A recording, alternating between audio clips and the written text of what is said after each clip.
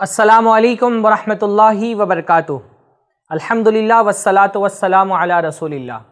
मोहतरम नाजरीन, मैं हूँ आपका मेज़बान सरफराज फैज़ी और आपका इस्तकबाल करता हूँ प्रोग्राम में जिसका नाम है दूसरी शादी। मोहतरम नाजरीन, अपने पिछले एपिसोड में हमने इस मौजू पर गुफ्तगू की कि दूसरी शादी हमारे माशरे का कितना अहम मसला है और इस मसले के साथ कौन से बहुत सारे मसले जुड़े हुए हैं। और उसमें हमने ये देखा कि दूसरी शादी का रिवाज ना होने की वजह से माशरे में बहुत बड़ी तादाद में ऐसी औरतें जो कुंवारी भी हैं, उनमें मुतल्लका भी हैं, उनमें बेवा भी हैं, उनमें खुला याफ्ता औरतें भी हैं, बग़ैर निकाह के अच्छे रिश्तों के इंतज़ार में बैठी हुई हैं। और इतनी बड़ी तादाद में बग़ैर निकाह के ख़वातीन के बैठे रहने की वजह से बहुत सारे मसाइल माशरे के अंदर जन्म ले रहे हैं। दूसरी शादी हमारे माशरे का कितना अहम मौजू है और इस पर गुफ्तगू करना क्यों ज़रूरी है, आज की इस एपिसोड में भी हम इसी पर गुफ्तगू करेंगे। सबसे पहले मैं तो अपने मेहमानों का इस्तकबाल करता हूँ। अस्सलामु अलैकुम वरहमतुल्लाहि वबरकातुहू। शेख शाबान साहब, आपसे गुफ्तगू का आगाज़ करते हैं हम। दूसरी शादी पर गुफ्तगू करना क्यों ज़रूरी है, आपका क्या ख्याल है इस मसले में? ब्रदर जैद पटेल साहब ने बहुत सारी इस पे गुफ्तगू की और एक पूरा ब्यौरा उन्होंने पेश किया और उस पर उसके हिसाब से उन्होंने बात की और समझाया। इसमें देखने की एक बात ये भी है ना कि निकाह की हैसियत क्या है शरीयत में। तो निकाह बुनियादी तौर पे कोई आम जिसको दुनियावी लोग कहते हैं ऐसा मसला नहीं। निकाह मुस्तकिल एक शरई मसला है और निकाह पर नस्ल इंसानी का मदार है। अल्लाह के रसूल सल्लल्लाहु अलैहि वसल्लम की हदीस है ना, अन्निकाहु मिन सुन्नती जी। और उसके बाद यह है कि फमन लम यामल बे सुन्नती फलैसा मिन्नी। एक अल्फाज मतलब रिवायत के ये भी निकाह मेरी सुन्नत है और जो सुन्नत पे अमल ना करे मेरी, वो मुझ में से नहीं है। उसकी जो भी तफसीलात हैं रिवायत की, लेकिन रिवायत मौजूद है। इससे पता चलता है कि निकाह अल्लाह के रसूल सल्लल्लाहु अलैहि वसल्लम की हदीसों में कितनी मरगूब चीज़ है, कितनी अहम चीज़ है, किस कदर मशरू है। तो निकाह का मसला हो गया। अब सवाल है तो दूसरा निकाह यानी दूसरी शादी, एक ही वक्त में एक से ज़ायद बीवी हो, जी ये मसला। तो जाहिर सी बात है जिस तरह एक निकाह मशरू है उसी तरीके से दूसरा निकाह भी मशरू है। यानी आप ये बोलना चाह रहे हैं कि ये कोई सिर्फ समाजी मसला नहीं है। जी जी, जैसे कारोबार है और भी बहुत सारी चीजें। जी जी, ये समाजी मसला होने के साथ दीनी मसला भी, खालिस दीनी मसला है। और इसमें भी जो है नस्ल इंसानी का मदार है, इससे भी नस्ल इंसानी बढ़ती है। अल्लाह के रसूल सल्लल्लाहु अलैहि वसल्लम की जो हदीस है फ़इन्नी मुकासिरुम बिकुमुल उमम, तो उसका फ़ायदा यहाँ ज़्यादा। और अच्छा, यहाँ ज़िमनन मुझे एक बात याद आ गई कि ये जो कसरत औलाद, मैंने इस पर बहुत दफ़ा लिखा भी है, ये जो कसरत औलाद की बात है ना, कि अब नए ज़माने में जो औरतों में जो नाजुकी आई है और जो तिब्बी मसाइल पैदा हुए हैं, मेडिकल जो मसाइल पैदा हुए, उनको अगर पेश नज़र रख करके आप सोचें कि एक ही औरत से अगर कसरतें उम्मत के तकाजे पूरे करने शुरू कर दे, देखिए क्या हालात होते हैं। औरत बेचारी कैसी की कैसी हो जाती है। इस मसले पे हम लोग हाँ जी जी, मतलब एक ज़िम्मन एक बात आ गई कि जो नस्ल इंसानी का मदार की बात आई, तो ये नस्ल इंसानी, ये दो मौज़ूआत हमारे आपके ऊपर उधार है इंशाल्लाह। फिलहाल ये बात हो गई कि ये दीन का मसला है। अब दीन में इसकी क्या अहमियत है, इस पे इंशाल्लाह हम लोग अगले एपिसोड में गुफ्तगू करेंगे। और दूसरा कसरत औलाद वाला मसला। जी, अब यहाँ पे मैं जो बात कहना चाह रहा था कि यहाँ दो बातें हैं जी। एक तो ये है कि मतलब जो निकाह है उसी से बेरगबती हो रही है। यानी हम लोग अभी दूसरी शादी पे बात कर रहे हैं। आप देखिए कि जो कह रहे हैं आप ज़रूरत ना, ज़रूरत क्यों है? ज़रूरत इसलिए कि अभी दूसरी शादी की बात छोड़ दीजिए आप, कि दूसरी शादी पे गुफ्तगू करना कितना अहम है। अब तो मामला ये हो रहा है कि दूसरी शादी को नफ़रत की निगाह से देखते देखते देखते और उस पर जो बात बार बार की जाती है, बड़े झमेले हैं, बड़े तनाज़ात हैं, इस पर बात करते करते करते करते हद ये हो गई है कि अब निकाह पर ही उंगली रखी जाने लगी है। अब ये मसला हो रहा है कि यार ये शादी करना तो टेंशन है, शादी छोड़ो यार ये झमेले, और ज़रूरतें तो पूरी। ये बहुत अहम बात आपने कही। मैं अभी थोड़ी देर में आपके बहुत ज़रूरी, ये बहुत अहम बात है, मैं इस पर अभी आता हूँ। लेकिन ये आपने दीन की बात कही, तो जैद भाई मैं चाहता हूँ कि ये जो पॉइंट है ना, इस पे हम लोग थोड़ा और अभी ड्वेल करें।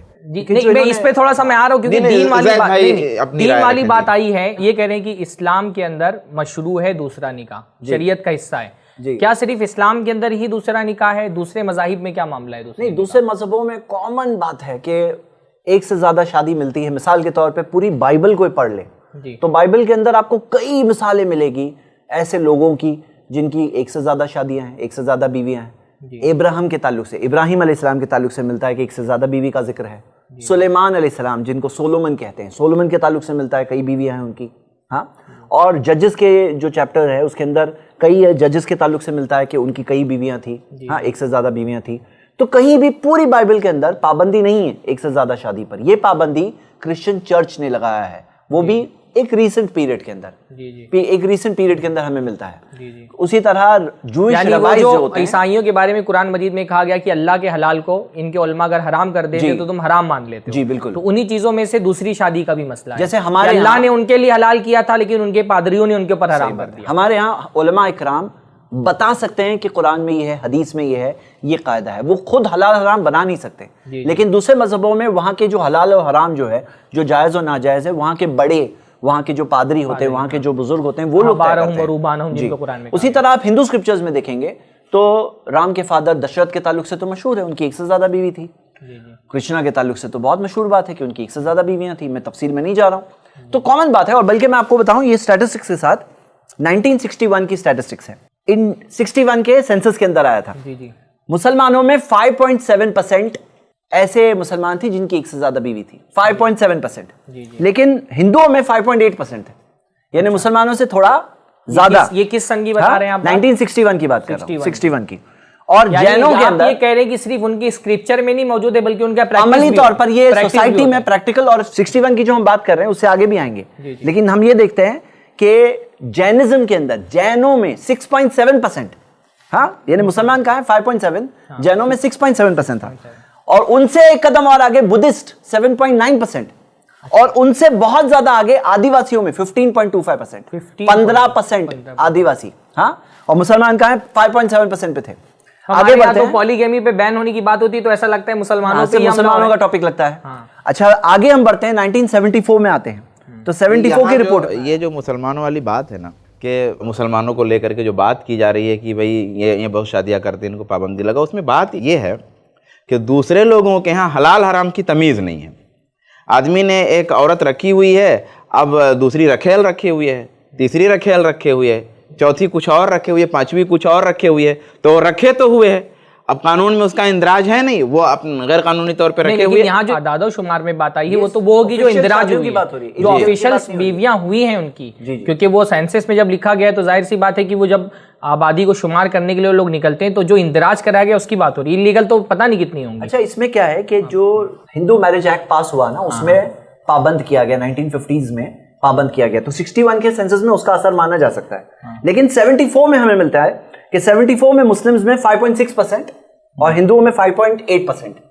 पूरी हिंदू पॉपुलेशन में 1 करोड़ ऐसे लोग थे जिनकी एक से ज्यादा बीवी थी। उसके कंपैरिजन में 12 लाख मुस्लिम, 12 लाख मुसलमानों के सामने 1 करोड़ हिंदू थे, क्योंकि पॉपुलेशन ज्यादा है तो परसेंटेज वाइज लेकिन 5.8% है, मुसलमानों में 5.6%। आगे बढ़ते हैं, 2006 की एक रिपोर्ट जो हमें मिलती है, ये रिपोर्ट हम देखते हैं, नेशनल फैमिली हेल्थ सर्वे की रिपोर्ट है। इस रिपोर्ट में क्या आया कि मुसलमानों में 2.56%, हिंदुओं में 1.77%, ऑफिशियल अनऑफिशियल की बात हम अलग करेंगे, लेकिन बुद्धिस्ट में 3.2%, मुसलमानों से बुद्धिस्ट 3.2% आगे, और क्रिश्चियंस में 2.36%, मुसलमानों के करीब करीब। लेकिन एक चीज नोटिस ये करिए कि 1961 की रिपोर्ट के अंदर 5.7% मुसलमानों का था, 2006 की रिपोर्ट में उससे आधा यानी 2.56% मुसलमानों में रुझान कम हुआ, आधा हुआ। कैसे?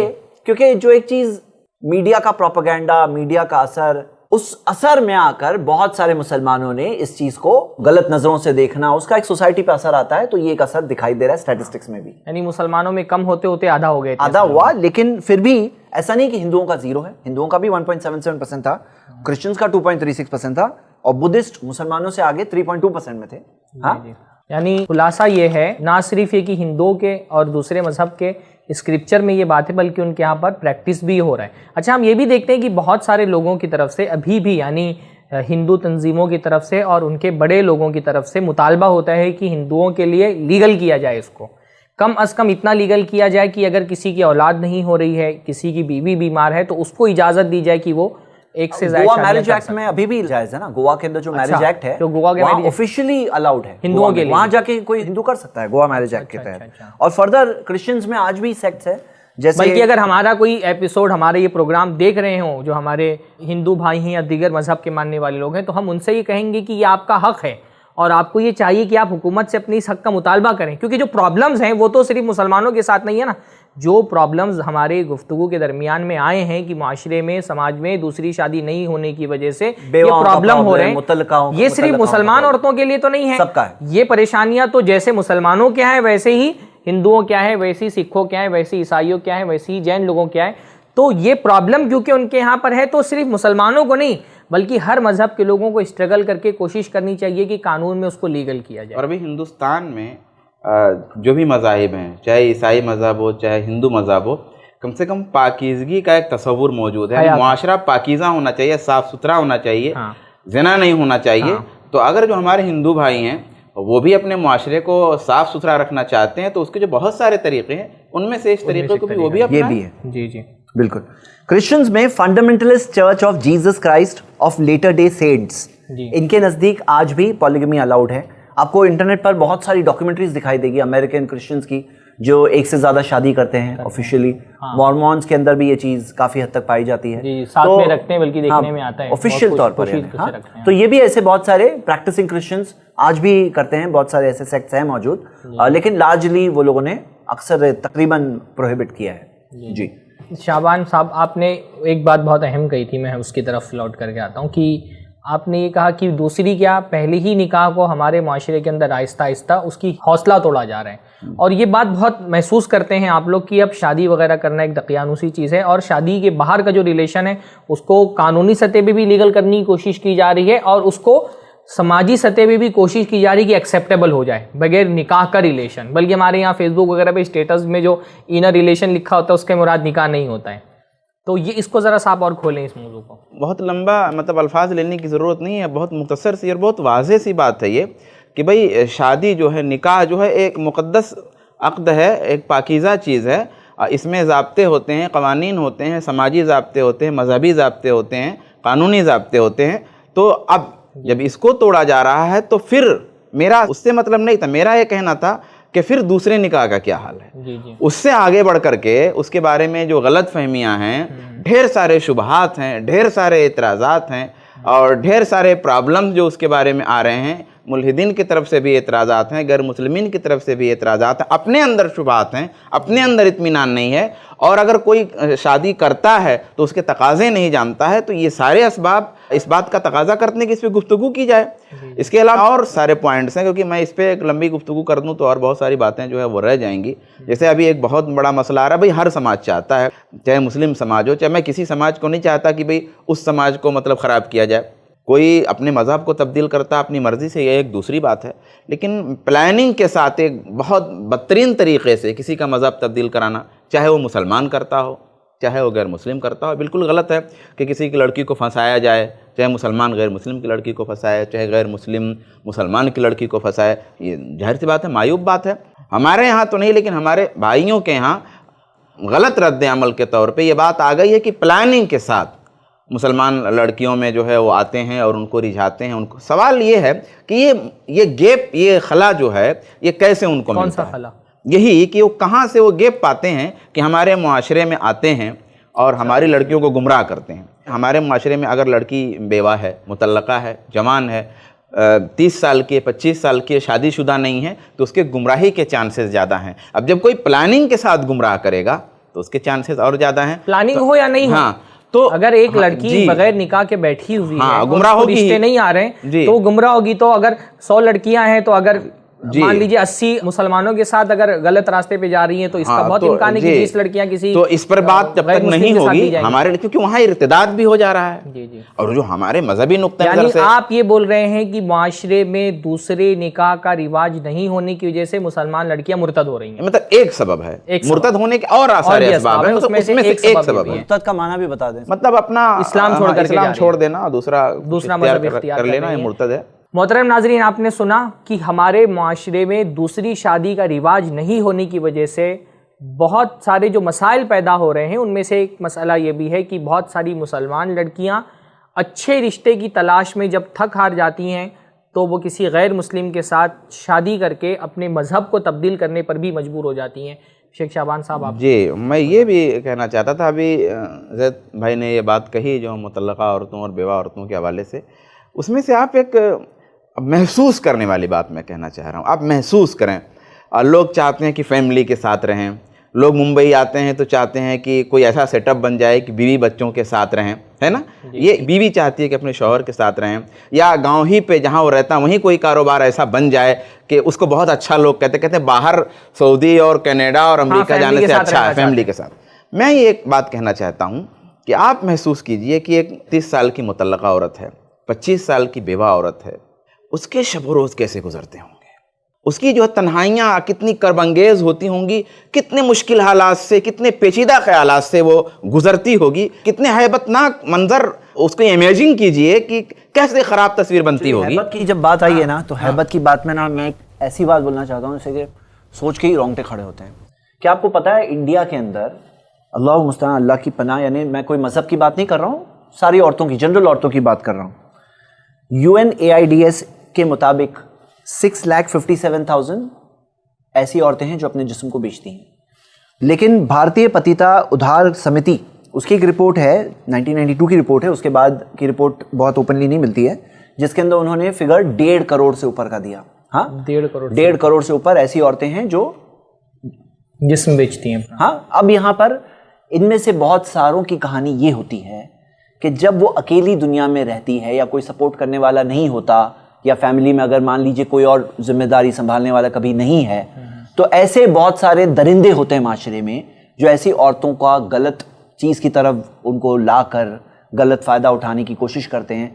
मेरा ये मानना है कि अगर हमारी सोसाइटी के अंदर एक से ज़्यादा शादी को लोग जायज़ समझने लगे, उसको प्रैक्टिस करने लगे रूल्स और कायदों के साथ में, तो ऐसी भी बहुत सारी औरतें वहाँ जाने से बच सकती हैं और ऐसा प्रॉब्लम कुछ हद तक तो डेफिनेटली कम हो सकता है। दो बातें असल में, शाबान भाई ने जो बात कही और आपने जो बात कही वो दो अलग अलग पहलू जी। एक पहलू यह है कि जो मुतल्लका या बेवा औरतें हैं उनकी किफ़ालत का मसला, उनके शबो रोज़ जो किफ़ालत है, उनका खाना पीना रिहाइश, उसका इंतज़ाम कौन करेगा। दूसरा मसला जिसकी तरफ शाबान भाई तवज्जो दिला रहे हैं कि हम आमतौर पे दूसरी शादी पे बात करते हैं तो हम देखते हैं कि मर्द की शहवत, मर्द की जिनसी ज़रूरत, हम ये नहीं देखते कि वो मर्द जिस मुतल्लका औरत से शादी कर रहा है 30 साल की, 35 साल की, 40 साल की, उसकी भी तो जिनसी ज़रूरत है, वो भी तो पूरी नहीं हो रही है। वो भी एक एंगल है जी, वो भी एक एंगल है। मर्दों की जिनसी ज़रूरत तो हम देखते हैं कि मर्द को ज़रूरत है, हम ये नहीं देखते कि उस औरत को भी तो ज़रूरत थी जिससे उसने शादी की, 25 साल की थी, वो 30 साल की थी, वो 40 साल की थी, चाहे वो मुतल्लका थी या बेवा थी या कुंवारी थी। तो दूसरी शादी से सिर्फ ये नहीं हो रहा, मर्द की जिनसी ज़रूरत भी एक अहम चीज़ है। हम उसको इसलिए गुफ्तगू में नहीं ला रहे कि वो तो एक ऐसी बात है लोग जानते ही हैं, लेकिन वो शादी करके एक ऐसी औरत की जिनसी ज़रूरत पूरी कर रहा है कि अगर ये नहीं पूरी करता तो शायद उसको हराम का रुख करना पड़ता। मुझे वो हज़रत उमर रज़ी अल्लाह का वाक़या याद आ रहा है कि कहीं पर वो रास्ते में रात में गुजर रहे थे, वो शेर आपको याद है? हाँ? शेर नहीं है वो, लेकिन हज़रत उमर रज़ी अल्लाह रास्ते से गुजर रहे थे तो किसी औरत का शेर सुना उसने। वो शेर में ये कह रही थी कि अगर अल्लाह ताला का खौफ नहीं होता तो मेरी चारपाई से आवाज़ें आ रही होती, यानी मैं गुनाह में मुब्तला हो जाती। और उसके बाद गालिबन हज़रत उमर ने अपनी बेटी से मशवरा करके ये तय किया कि एक मुसलमान फ़ौजी अगर फ़ौज में जाए तो कितना दिन औरत अपने शौहर के बगैर रह सकती है। फिर उन्होंने गालिबन कुछ 4 महीना 3 महीने का टाइम तय किया कि इसके बाद शौहर जो है वो अपने पास आए। यानी औरतों की जिनसी ज़रूरत के नज़रिए से हम आमतौर पे दूसरी शादी के मसले को नहीं देखते हैं। ये बहुत अहम बात आ गई कि सिर्फ मर्दों की जिनसी ज़रूरत पूरी करने का जरिया नहीं बल्कि औरतों की भी एक जिनसी ज़रूरत होती है। सिर्फ इसको मर्द के पर्सपेक्टिव से नहीं देखना चाहिए, औरत के ज़ाविये नज़र से भी देखना चाहिए। एक्चुअली ये जो बात को हमें, जैसे मैंने कहा ना, एक बहुत बड़ी चीज़ को समझना है। यहाँ पे जो लोग आज वेस्ट की ताईद में उनके कल्चर से मुतासर होकर, और यहाँ जो हम देख रहे हैं कि आज के जो एक मॉडर्निस्ट कल्चर से मुतासर होकर जो लोग दूसरी शादी के खिलाफ हैं, वो लोग ये नहीं समझ रहे हैं कि बात सिर्फ दूसरी शादी पे नहीं रुक रही, बात शुरुआत हो रही है वहाँ से दूसरी शादी से और जा रही है फिर शादी पर ही। मतलब वो लोग तो शादी के ही खिलाफ है। आज वेस्ट का कल्चर क्या है, मैं आपको कुछ स्टैटिस्टिक्स बताना चाहता हूँ। आप देखिए कि यूएसए में हर 100 बच्चों में से 40 बच्चे आउटसाइड मैरिज पैदा हो रहे हैं, शादी के बाहर। अच्छा। पूरे यूरोपियन यूनियन की 27 कंट्रीज का एवरेज ये है कि हर 100 में से 40 बच्चे आउट ऑफ मैरिज पैदा हो रहे हैं। कुछ कंट्रीज में तो प्रॉब्लम, और वो ऐब नहीं समझा जाता उनके यहाँ पर, मतलब ऐब नहीं समझा जा रहा है, एक सोशल एक्सेप्टेबिलिटी हो चुकी है। वरना हमारे माशरे में तो बहुत बड़ा है वलदुल हराम बोलना, बल्कि उसको गाली ये है कि वो नफ्सियाती चीज है। वो चाहते हैं कि सबको हरामी कर दें ताकि जो हरामी है उसको कोई हरामी ना कहे, क्योंकि सभी हरामी रहते हैं। आप कह रहे हैं, और ये प्रॉब्लम फ्रांस में तो 57% तक पहुंच चुका है। जी जी। और आइसलैंड जैसी कंट्री में 100 में से 66.9 बच्चे आउटसाइड मैरिज पैदा हो रहे हैं, बगैर शादी 67 बच्चे शादी से बाहर पैदा हो रहे हैं, यानी उनका कोई मालूम बाप नहीं होता है। हाँ, ऑफिशियल बाप नहीं होता है। ऑफिशियल बाप अब यहाँ पे प्रॉब्लम क्या है कि वो जो बच्चे जो शादी के बाहर पैदा हुए, उनका क्या विरासत में हक होगा? कोई हक नहीं, विरासत में कोई हक नहीं होगा। क्या वो फाइनेंशियल राइट्स होंगे उसके कुछ, कि वालिद के ऊपर कोई फाइनेंशियल जिम्मेदारी होगी? जिसने शादी नहीं किया, ऑफिशियल तौर पे अपना नाम नहीं दिया, तो फिर माँ और बाप दोनों का रोल कौन प्ले करेगा? माँ भी है, बाप भी है, फाइनेंशियल जिम्मेदारी भी। दिखाया जाता है कि अमेरिका की रिपोर्ट में आया है कि 28.7% ऐसी माओं को सीवियर मेंटल डिसेबिलिटी हो जाती है, क्योंकि इतना ज्यादा प्रेशर होता है दोनों रोल करते करते कि सिंगल मदर्स कहते हैं, सिंगल मदर्स की स्टैटिस्टिक्स में 28.7% माओं को सीवियर मेंटल डिसेबिलिटी हो जाती है। और ये दिखाया जाता है कि 26% ऐसी सिंगल मदर्स बच्चे का अबॉर्शन करा देती है जो पैदा होते हैं। उसमें देखा जाता है कि आज अमेरिका में हर 4 बच्चों में से एक बच्चा सिंगल पेरेंट होम में बड़ा हो रहा है, और ऐसे तकरीबन 1.25 करोड़ बच्चे हैं अमेरिका के अंदर जो ऐसे सिंगल माएँ उनको खाली बड़ा कर रही है। आप माशी मसला बता रहे हैं, वो तो अपनी जगह पर ही है। एक इमोशनल खला भी तो हो जाता है ना, यानी एक बच्चे का बाप ही नहीं है, उसकी ज़िंदगी में कितनी बड़ी चीज़ मिसिंग है कि उसको बाप की मोहब्बत नहीं मिल रही, बाप की शफकत नहीं मिल रही है, बाप की रहमत नहीं मिल रही है, बाप का सपोर्ट नहीं मिल रहा है, बाप की रहनुमाई नहीं मिल रही है। तो यानी ये इतना बड़ा मसला है। सिर्फ ये मसला नहीं है कि बदकारी हो रही हो, तो एक शरई पहलू है ये ज़िना का जो गुनाह है, उसके साथ साथ इतना बड़ा जो है सोशल इम्पैक्ट। और देखा गया है, ये यूके की रिपोर्ट्स में आ चुका है कि ऐसे बच्चे ज्यादा चांसेस होते हैं कि ड्रग अब्यूज का शिकार होते हैं, क्राइम की तरफ बढ़ते हैं। इसकी वजह से हम देखते हैं कि यूके वो बैलेंस नहीं रह जाता ना, माँ की मोहब्बत और बाप का खौफ, ये जो एक बैलेंस करता है जिंदगी को, वो बैलेंस उनकी जिंदगी में नहीं रहता है। यूके के पार्लियामेंट में इस ताल्लुक से बात उठाई गई कि हमारी ये नेक्स्ट जनरेशन है, ये नेक्स्ट जनरेशन इस चीज में बड़ी हो रही है। अब लोगों ने देखा नहीं है, एक्चुअली ये खुद एक बहुत रीसेंट फिनोमेना है। तो यहाँ मेरा कहना है कि खुद मैरिज का इंस्टीट्यूशन खतरे में आ गया है वेस्ट के अंदर, और सोशल तौर पे क्या हो रहा है ये रिजल्ट तो हम आगे की सालों में देखने वाले हैं। आप देखोगे कि 1978 में ये फिगर सिर्फ 11% पे था। ये जो हम आज फिगर देख रहे हैं 40-50% तक पहुंचा है, ये पिछले 50 साल 40 साल की देन है। ये बढ़ते बढ़ते यहाँ तक प्रॉब्लम आया है और ग्रेजुअली 100% की तरफ बढ़ेगा ही। हाँ, तो हम देखते हैं कि इसका रिजल्ट क्या है वो तो आगे की पीढ़ी जानने वाली है, अभी वो सामने नहीं आए उसके। और हम चाहते हैं, और यहाँ मानना ये है, और सारे जो मॉरल कॉन्शियस रखने वाले साफ दिल से जो लोग सोचेंगे उनको ये बात समझ में आएगा कि इंस्टीट्यूशन ऑफ मैरिज जो होता है वो एक ऐसी चीज है जिसमें रिस्पॉन्सिबिलिटी होती है। वहां पे कोई शख्स अगर दूसरी शादी भी करे तो पूरी तरह से जिम्मेदार है कि उसे अपनी बीवी के सारे की सारी जिम्मेदारियां संभालनी है, पूरी तरह से रिस्पॉन्सिबल है। बच्चे पूरी तरह से लीगल बच्चे होते हैं, बच्चों में कोई फर्क नहीं है, चाहे फर्स्ट मैरिज हो सेकंड मैरिज हो, बच्चे तो सब बराबर, बच्चे तो बच्चे, बीवियां भी सब बराबर हैं, बीवियां भी बराबर है, बच्चे भी बराबर। दिखाया जाता है कि ऐसे ऑब्सिनिटी के कल्चर की वजह से बीमारियां बढ़ती जा रही है, सेक्सुअली ट्रांसमिटेड डिजीजेस इस हद तक पहुंच चुकी है कि अमेरिका के सेंटर फॉर डिजीजेस कंट्रोल की वेबसाइट पर आदमी देख सकता है कि हर 3 लोगों में से एक शख्स को अमेरिका में सेक्सुअली ट्रांसमिटेड डिजीजेस हो जाती है। गवर्नमेंट को $16 बिलियन साल में खर्चा करने पड़ते हैं, यानी कि 1,70,000 करोड़, 1,70,000 करोड़ सिर्फ सेक्सुअली ट्रांसमिटेड डिजीजेस को कंट्रोल करने के लिए, उनका मेडिकल ट्रीटमेंट करने के लिए करना पड़ता है। तो यानी कितने सारे प्रॉब्लम्स आ रहे हैं सोसाइटी में, वो तो हम देख रहे हैं, और जाकर ये कनेक्ट होती है सीधा मैरिज के इंस्टीट्यूशन से। ये जो ज़रूरत की बात चल रही है, इस हवाले से एक बात ये भी है, जैसे एक तो ये है ना कि एक बीवी है उसके साथ एक बीवी और रखना, ठीक है, आप इसको ख़राब समझते हैं, बहुत सारे फसादात आपको इससे लाजिम आते हैं, ठीक है, थोड़ी देर के लिए हम मान लेते हैं। हद ये है कि बीवी का इंतकाल हो गया, मर्द की उम्र 35 साल है, 40 साल है, अगर बच्चे 8-10 साल के बच्चे हो गए हैं, 11-12 साल के, 13 साल के बच्चे हो गए हैं, तो आप तसव्वुर ये है कि वो शादी नहीं कर सकता, यानी एक बीवी की जिंदगी में तो कर ही नहीं सकता है। अब एक बीवी का इंतकाल हो गया, जब भी नहीं कर सकता। अच्छा, इसमें जो एक बड़ा मसला है ये कि मतलब वो ख्याल जो होता है कि मतलब शहवात और ऐश परस्ती, वो नुक्ते नज़र बार बार जाता है। हालांकि एक 40-45 साल का जो मर्द है उसका मसला सिर्फ यही नहीं होता, बल्कि बाज़ दफ़ा ये होता ही नहीं है, बल्कि उसकी तन्हाई जो होती है, उसको जो काट करके खाती रहती है, लम्हा लम्हा उसका जो काटती है, वो तन्हाई जो उसके लिए मौत का सामान बन जाती है। समाज एक बड़े तबके से सरफ नज़र किए हुए है, महसूस करने की चीज़ है ये, ठीक है। वो जो 40 साल की या 35 साल की या 45 साल की जो औरतें होती हैं, उनका मसला तो ठीक है, बहुओं में और पोतों में वक्त गुजर जाता है, और बल्कि वो चाहती ही नहीं है, क्योंकि वो इस तरीके से बिज़ी हो जाती हैं अंदर की ज़िंदगी में कि उनको ज़रूरत नहीं रही। लेकिन मैं ये नहीं कह रहा हूँ कि उनकी तन्हाई को सही समझा जाए। मेरे कहने का मतलब ये है कि अगर इस पॉइंट ऑफ व्यू से देखा जाए कि मतलब तन्हाई वाला मामला, तो तन्हाई वाला मामला जो है उसका फ़ीसद, उसका परसेंटेज औरत में कम होता है। जी जी, बेसिकली आप हाँ, ये देखेंगे ठीक है, औरत की ख्वाहिश कम होती है मर्दों की, और नहीं, उसके तन्हाई का मसला भी हल हो जाता हमारा है। खत्म हो चुका है। कहने की बात ये है कि एक से ज्यादा शादी का अगर रिवाज होगा तो कम से कम इस मसले में इस हद तक के तो हमको हल मिलेगा कि अगर आदमी की एक बीवी की मौत हो जा रही है तो उसकी दूसरी बीवी उसके पास मौजूद है, और अगर दूसरी शादी का रिवाज होगा तो उस रिवाज के जरिए से ये रिवाज भी होगा कि अगर एक बीवी मर गई है तो आदमी को दूसरी शादी करने की माशरे के अंदर इजाज़त होगी। बहरहाल मोहतरम नाजरीन, हमने दूसरी शादी के मौजू पर गुफ्तगू करना क्यों ज़रूरी है,